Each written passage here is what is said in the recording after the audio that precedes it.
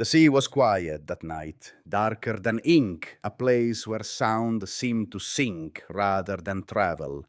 Through the narrow circle of the periscope, a faint line of ships moved across the water, 6 heavy silhouettes, guarded by 16 escorts, all unaware of the hunter waiting beneath them.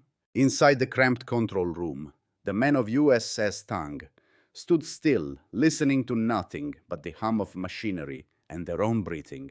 Every second felt stretched like the ocean itself was holding its breath. Richard O'Kane lowered the periscope for a moment. He had seen scenes like this before, convoys slipping through the Pacific darkness, but never one so massive, so vulnerable, so perfectly aligned for destruction. Years of training losses and quiet determination had brought him to this point. One decision, one shot, could change the fate of hundreds of men on those ships, and perhaps the course of the war far beyond those waves. Yet a question quietly lingered beneath the tension. How did a single American submarine, born in a California shipyard just months earlier, become the most lethal predator Japan would ever face? And why would its greatest triumph end in tragedy? The story of USS Tang began far from the dark waters of Japan on the dry, echoing floor of Mare Island Naval Shipyard in California. Welded together by wartime urgency and the relentless rhythm of American industry, the submarine emerged as one of the newest boats of the Balao class, a design that quietly redefined what an American submarine could be. Her steel hull, strengthened with high tensile plates, allowed her to slip far deeper than earlier boats, deep enough to evade most Japanese depth charges. In an ocean where survival often depended on a few extra feet of pressure tolerance, that difference meant everything. But machines alone do not win wars. The true beginning of Tang's journey rested with a young officer shaped by lost precision and an uncompromising vision of undersea warfare. Richard O'Kane, a Naval Academy graduate of the class of 1934, had spent the early war beneath the steel decks of USS Wahoo, serving under the legendary commander Dudley Marsh Morton. Morton taught boldness, charging through escorts, firing on the surface, attacking at ranges others considered suicidal. O'Kane absorbed all of it, but added something Morton never fully embraced: mathematics, timing, the cold geometry of a perfect shot. When Wahoo was lost with all hands in late 1943, the shock carved something permanent into O'Kane. The death of his mentor was not merely a personal loss. It was a reminder of the razor-thin line between triumph and destruction beneath the Pacific. As he prepared USS Tang for her first patrol, he resolved to honor Morton not by copying him, but by perfecting the art he had begun. Yet even the finest commanders were helpless without a reliable weapon.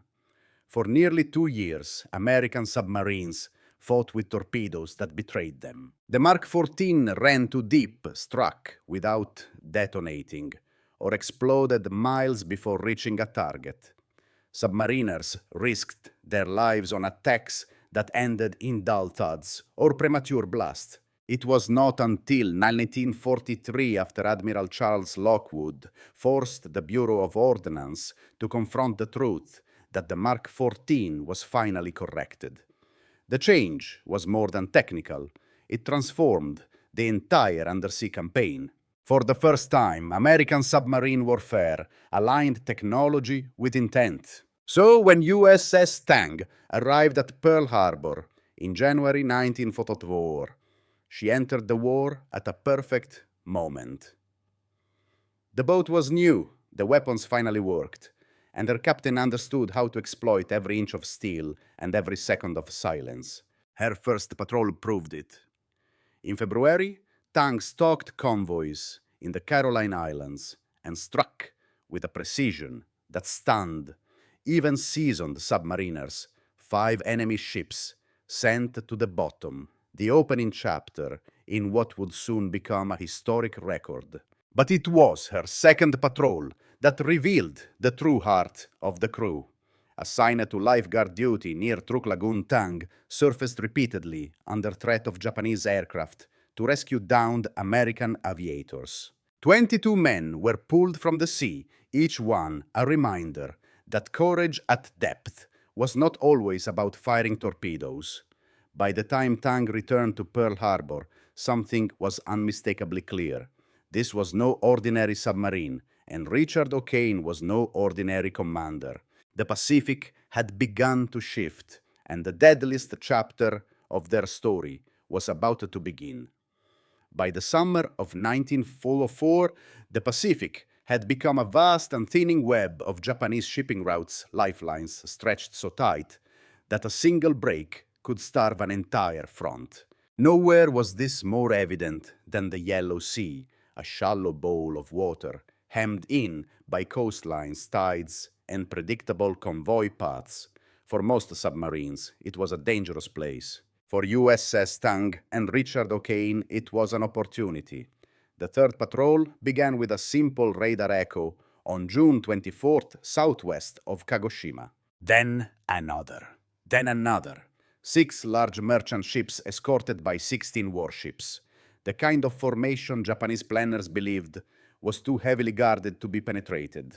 O'Kane approached, not with hesitation, but with the quiet assurance of a man who understood both his enemy and his machine. On the surface, Tang raced ahead of the convoy, cutting through the night until the moment came to dive and wait. When he raised the periscope, the convoy marched straight toward him in rigid, predictable columns. It was a formation meant for order, but it was also a formation that magnified disaster. O'Kane fired 6 torpedoes, 3 at the near column, 3 at the far. The explosions came like distant thunder rolling across the sea. When Tang slipped back to periscope depth minutes later, the ocean had transformed. 4 ships were sinking or burning, their silhouettes broken by fire and smoke. It was the most successful single attack by an American submarine in the entire Pacific War. But Tang was only getting started. 5 days later, a lone freighter dared to run without escort. O'Kane chased her through the night, surfacing and diving in a relentless hunt until a single shot from the after tubes shattered the vessel in two. More than 3,000 troops went down with her, a stark reminder of how much the Japanese war effort depended on ships that could no longer be protected. July brought more targets. Tang ambushed a pair of ships at dawn, striking one so violently that ammunition stored aboard detonated in a chain of explosions. Another convoy tried to escape under the cover of coastal shallows, forcing Tang into water so thin that her keel scraped the bottom. O'Kane pressed on, fired hit, and backed away only when the cargo ship began to roll beneath the waves. By the end of the third patrol, 10 ships had been sunk, 161 tons of vital transport, erased from Japan's war effort in just over a month. Every sinking tightened the noose around Japanese industry and supply. Every patrol report from Tang read like a warning. American submarines had mastered the art of unrestricted warfare, and none practiced it more effectively than Richard O'Kane. The fourth patrol would test that mastery near Honshu, close to the heart of Japan's defenses. Aircraft prowled the skies. Patrol boats combed the waters. Radar stations watched from the coast. But Tang moved through this gauntlet with a predator's patience. O'Kane shifted seamlessly between torpedoes and deck gun-sinking ships, large and small, proving that survival did not require caution, only clarity, discipline, and timing. By September 1942, one truth was unavoidable. USS Tang had become the most feared American submarine in the Pacific, and yet her deadliest patrol still lay ahead. The Formosa Strait was never a place for the cautious.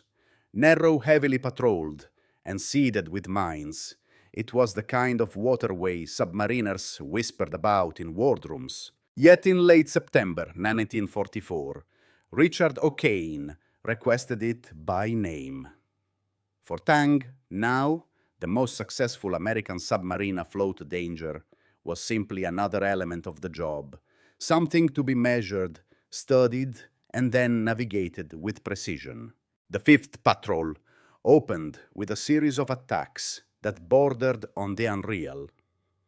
On October 10th and 11th, Tang tore through a convoy under cover of night, sinking two cargo ships with the same fluid coordination that had defined her earlier successes. But it was the night of October 23rd that revealed the full reach of O'Kane's tactics.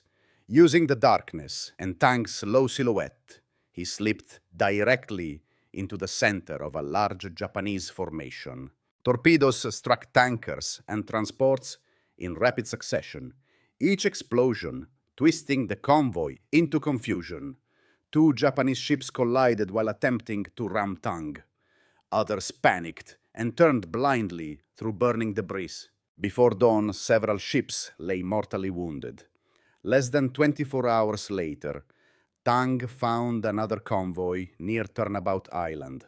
The crew was exhausted, 2 nights of combat, depth charge after depth charge. But O'Kane pressed forward. Torpedoes flashed through the water, hitting a destroyer, a transport, a tanker. By the early hours of October 25th, Tang had sunk 13 ships on this patrol alone. Only one torpedo remained. It should have been a final measured shot, a clean end to a historic patrol, a moment of pride before turning home. Instead, it became the turning point of a tragedy. At 0230, O'Kane ordered the last Mark 18 fired. The torpedo left the tube cleanly, but almost immediately broached, rising to the surface in a white plume. Then, in a slow and terrible arc, it began to turn left. Circular runs were a nightmare, known to every submariner, but seldom witnessed. Now the men of Tang watched as the weapon curved inexorably back toward them. O'Kane ordered emergency speed. The engines roared. Tang surged forward, trying to outrun the circle. 20 seconds passed. 20 seconds of hope calculation and rising dread, before the torpedo struck the submarine abaft the after torpedo room. The explosion ripped through the stern. 3 compartments flooded instantly. Lights shattered, steel groaned. Men were thrown against bulkheads, with bones snapping from the concussion. The submarine tilted nose up, then plunged rapidly toward the bottom. At 180 feet, the wrecked Tang came to rest. In the forward torpedo room, 30 survivors gathered in near darkness. Their only chance lay in a device few had ever used outside the training, the Momsen lung. One mistake, a panicked breath, an uncontrolled ascent, meant drowning or the bends. 13 men attempted the escape. 8 died along the way. 5 reached the surface alive. 4 others, O'Kane among them, had been thrown clear when the bridge was blasted apart.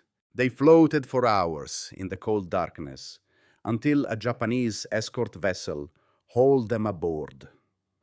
They're wounded and barely conscious. They faced the anger of men who had survived Tang's destruction of their own ships. 78 members of Tang's crew never returned. The submarine that had rewritten the rules of undersea warfare now lay broken on the floor of the Formosa Strait, its final chapter sealed by the very weapon that had defined its success. In the months that followed Tang's loss, American intelligence began piecing together the full effect of the submarine campaign in the Pacific. The numbers were stark. By 1944, American submarines Just 1.6% of the US Navy were sinking Japanese shipping at a rate Japan could not hope to replace. Merchant vessels that once fed factories, fueled fleets, and supplied distant garrisons vanished beneath the waves faster than shipyards could produce new hulls. More than half of Japan's merchant fleet would ultimately be destroyed by US submarines. For Japan, an island nation built on maritime lifelines, this was not merely a military setback, it was a strategic catastrophe. Factories that once received iron ore from Manchuria and oil from the Dutch East Indies began to starve. Cities that depended on coastal transport faced shortages of food and fuel.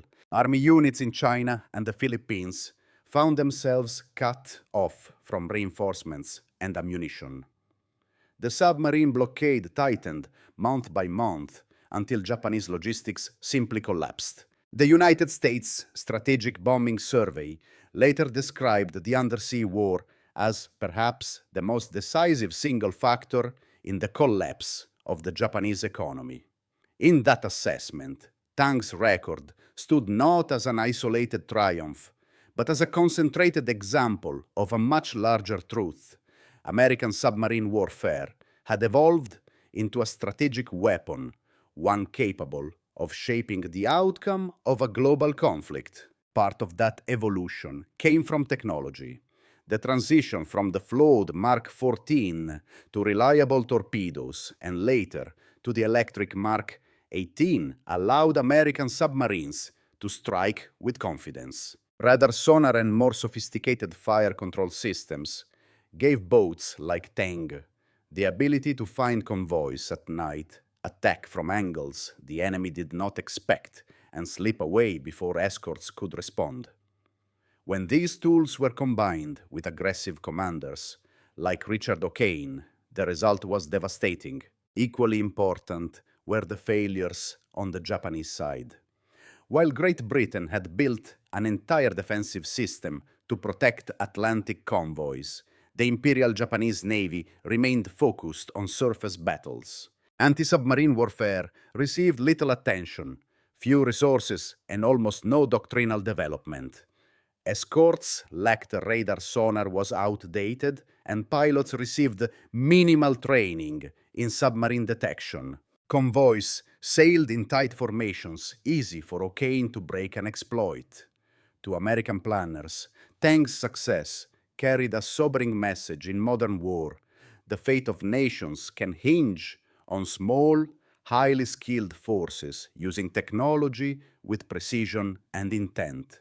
It was a lesson as relevant after the war as it had been in the dark waters of the Yellow Sea. In the end, the legacy of USS Tang is measured not only in the 33 ships she sent to the bottom, or the astonishing pace at which she fought, one ship sunk, for every 10 days on patrol, but in the lives of the men who carried her through those 9 relentless months.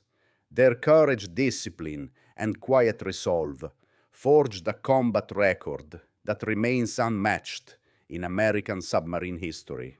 For Richard O'Kane, the Medal of Honor, awarded after the war, was less a personal triumph than a tribute to the 78 shipmates who never returned, men whose final resting place lies in the cold silence of the Formosa Strait. Yet their story endures far beyond numbers and medals. Tang embodied the moment when American submarine warfare reached its full potential. Advanced technology, reliable torpedoes, radar-guided night attacks, and commanders who understood the ocean as both weapon and refuge. What happened in 1944 reshaped naval doctrine, influenced post-war submarine design, and offered lessons about innovation under pressure that are still studied today. Her loss, however, adds a final sobering note to that achievement. The same Mark 18th torpedo that helped cripple Japanese convoys could, through a single mechanical failure, turn against the vessel that launched it. It is a reminder that even the strongest steel can fracture, that even the most skilled crew can suffer tragedy, and that war does not distinguish between heroism and misfortune. In the quiet depths where Tang now rests, these truths linger like a long, fading echo. Across the decades, survivors gathered to remember 9 men honoring 78. In museums, visitors trace their fingers across photographs of faces frozen in time. On modern warships bearing the names Tang and O'Kane, new generations serve under a silent inheritance of courage. And somewhere far from California, where she was built, the wreck of the original Tang remains on eternal patrol, a war grave protected by the sea itself. Her story raises a question each of us must consider. What do we learn from a victory so complete and a loss so sudden? Perhaps it is that skill, technology, and bravery can shape history, but fate still has its word to say. If this chapter of submarine warfare speaks to you, I invite you to share your thoughts. Which lesson from Tank's journey resonates most today? And if you wish to continue exploring the stories that shaped the Pacific War, consider joining us for the next chapter. History is vast, and its echoes are never silent.